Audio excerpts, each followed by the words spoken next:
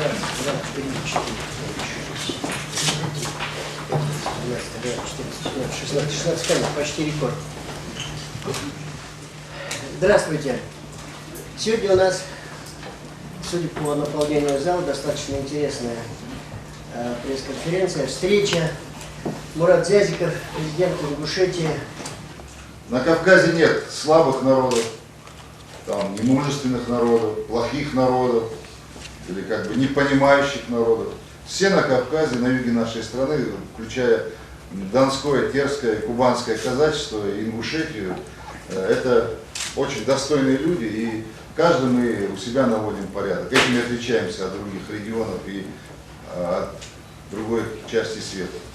Никогда в жизни, абсолютно, ни одна сила меня не заставит неконституционно поступить.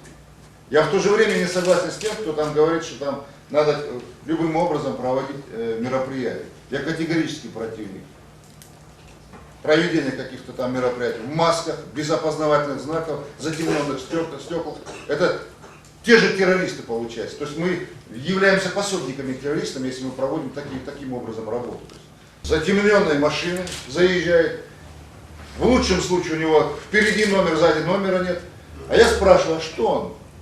Я его приглашал или народ приглашал. Что эти люди делают, заезжают, для чего в республику? Естественно, мы с них будем спрашивать. Естественно, мы их не пускаем. Естественно, это ответная реакция. В республике площадку Республики Ингушетия для экспериментов сделать никому не позволю. А то, что вы спрашиваете, это будет, к сожалению, продолжаться до тех пор, пока те деньги, на их, которые брошены, они не кончатся. Потом будет опять, потом будет какая-нибудь новая технология, потом опять к нам вернутся, и потом опять начнется информационный терроризм по отношению к республике. Что касается поддержки регионов, прежде всего регионов юга России, то должен сказать, что она осуществляется в масштабах, которые гораздо больше, чем поддержка других регионов Российской Федерации. Фактически почти все эти регионы относятся по основным параметрам к депрессивным регионам. Самая главная задача там создание собственной экономики и собственных рабочих мест.